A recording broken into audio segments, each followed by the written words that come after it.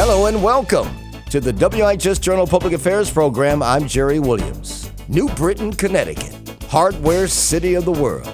That's what's on the New Britain Industrial Museum's website. They had an open house recently. I was there in attendance, and that's where I caught up with director Randy Judd. He showed me around. Out and about with Jerry Williams, and here I am on location in New Britain at the New Britain Industrial Museum with director Randy Judd. Randy, how are you? I'm doing fine, thank you. Thank you for coming. You're welcome. What is this place all about? New Britain was called the hardware city of the world, and this is their industrial legacy that we're preserving. Any member of the public can come in and see what gave us that title just by looking at all the objects in here. We're standing in front of a table now that's, as you can see, full of locks.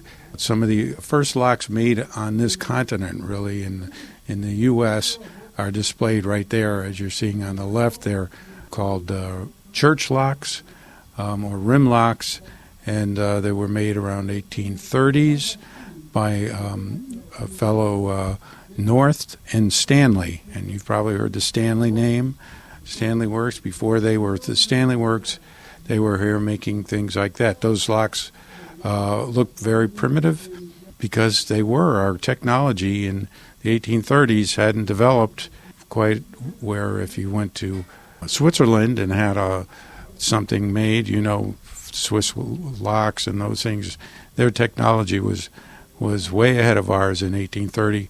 But by 1890, people like the inventors here, Stanley, and many others, we had overtaken, we've caught up and passed, by that time, the European manufacturers. But at this time, we were still working our way. So there's an example right there. And then you can see this progression of padlocks in here. So we've got about 100 padlocks here made by a company called Russell and Irwin and Corbin. They made every kind of padlock, as you can see, very many used by the military, many by the railroads. These are switch locks that would be locking up a track switch. Of course, you can't allow kids to be throwing the switches on the tracks when the trains are coming, so the locks are very important for that.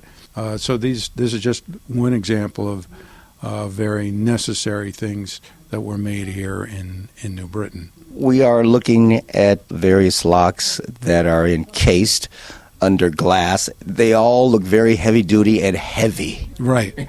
They are. And as a matter of fact, I had a job where I was the last person to leave the plant and would lock the gate every night. This lock over here that's called a sesame lock was invented and made by Corbin. It was the most reliable lock that we ever had on the gate. Once they had to got very old and they replaced it with I won't mention the other brand, but in about 3 weeks that one was broken, and they went back and got a Corbin sesame to replace it, and those didn't break. So when I was a child, I was told, I was born here, and I was told, and it was like one word, this was made in New Britain, it will last forever. And that's what I heard over and over again. And they were right. My parents were right. You mentioned a couple of familiar names, Stanley and Corbin. Corbin. Now, I've seen Corbin's Corner. Right. Who was Corbin? That was a whole farming family, and a bunch of the farming boys decided they didn't want to farm anymore. Philip, George, Frank, P&F Corbin was Philip and Frank, and they quit their farm and came to New Britain and made their fortune, making hardware, locks, and things like that. And that became... That, along with Russell and Irwin, combined eventually in 1900 or thereabouts into a company called American Hardware, which also then changed their name to Emhart, and currently they still exist. The brand name still exists, but they're taken over by a Swedish company, Assa Abloy, but it's still here right next door in Berlin. If you're just tuning in, I am with Randy Judd, director of the New Britain Industrial Museum, and I'm on tour. He's taking me around. What's next? That's right. What's next? We had a company here, pretty much the oldest company, North and Judd, and they made saddlery hardware, and which is hardware for saddling up horses and buggies. Well, obviously, when the car came along in the early 1900s, that kind of production eased a little bit. So they made a lot more buckles for clothing. They've survived very well right into the 1970s until a conglomerate took them over. But right now we're looking at North and Judd pistol bit.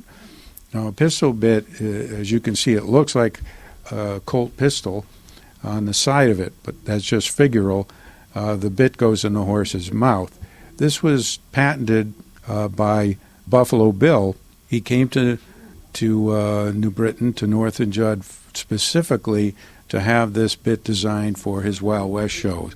So Annie Oakley's horse and all the other famous people he would have in his show, their horses would have these pistol bits on them. And this is an actual one made at that time. So you could see it's a beautiful piece of work. It has a beautiful bridle. And then in the same thing, there are spurs, horse spurs, and buckles that North and Judd made. So it was kind of ironic that in a Yankee city like this, that they made all these things that were sold out west. Today you can only find these things really if you go west of the Mississippi, but they were all made here in New Britain. All right, moving right along. We're walking, taking a stroll down memory lane. These are more examples of the company we were talking about before, Corbin. You can see they had three major divisions. One made post boxes, so anyone in the world, at least in the U.S., has seen these kind of post office boxes. When you go in, if you have a box at the post office and you have a combination lock or a key lock, they made all of those. They're very familiar to people. They also made the boxes that were on the street. They made gauges. Corbin Screw Division made gauges, and one of the gauges they made was for the Indian motorcycles. So if you're rebuilding an Indian motorcycle and you want an original, you have to get a Corbin speedometer for that. And you can see some beautiful craftsmanship. There were great artists making these, many of these products, like the doorknobs. And what's called an escutcheon is the plate that holds the doorknob on your front door, especially the intricate one. So you can see examples of those here. Really beautiful work. Corbin, I should say, made the door hardware that went in some of the most famous properties in the world, such as Rockefeller Center, the Empire State Building, and all across the country, from San Francisco to Chicago. Some of the great buildings started with Corbin hardware. Russell and Irwin also made that kind of hardware, but they made an even fancier kind. You can see here to the right cabinet here, and they were used in the great hotels. There's a pattern right here. It's a Neo-Egyptian escutcheon and doorknob that was in the Waldorf Astoria. Wow. As you can see, this kind of work is not really produced anymore. It's just can't really be equaled. If you go on eBay and if there's a reproduction, you can tell a difference.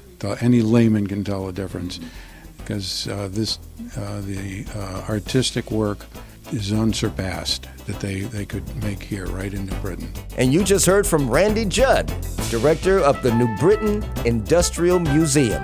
Join me tomorrow for part 2 on the Saturday format at 3:15 a.m., 12:15 p.m., and again at 5:10 p.m. If you would like more information about what you heard today, call WIHS 860-346-1049, 860-346-1049. The WIHS Journal, it's news and public affairs.